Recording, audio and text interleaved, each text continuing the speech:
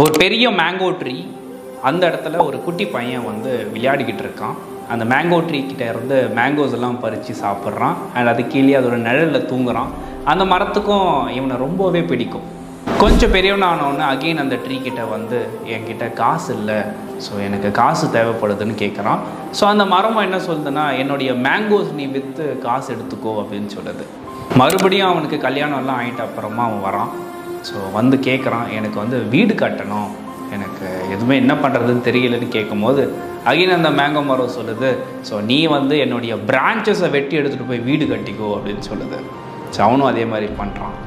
மறுபடியும் அவனுக்கு வயசானதுக்கப்புறம் அந்த ட்ரீ கிட்ட வந்து நிற்கும் போது அந்த ட்ரீ சொல்லுது, என்கிட்ட இதுக்கு மேலே எதுவும் இல்லை நீ கேட்குறது கொடுக்கறதுக்கு அப்படின்னு சொல்லி. அவன் என்ன சொல்கிறான்னா, அதெல்லாம் எனக்கு எதுவும் வேண்டாம், உன் கூட இருந்தால் மட்டும் எனக்கு போதும்னு சொல்லிட்டு அவன் அங்கேயே தங்குறானான். ஸோ இதில் ட்ரீ யார் அப்படின்னு பார்த்தீங்கன்னா, அவங்க தான் உங்களுடைய பேரண்ட்ஸ். ஸோ உங்களுக்கு எல்லாமே அவங்க கொண்டு போய் சேர்க்குறாங்க.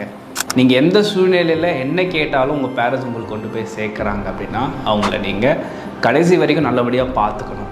ஸோ ஜஸ்ட் லைக் தட் நீங்கள் அவங்கள விட்டுட்டு போயிடக்கூடாது. உங்களுடைய தேவைகள் மட்டும் பூர்த்தி அடைஞ்ச உடனே அவங்கள விட்டு போகிறீங்கன்னா அது நல்லது கிடையாது. ஸோ அவங்க கூடவே எப்போவுமே இருங்க.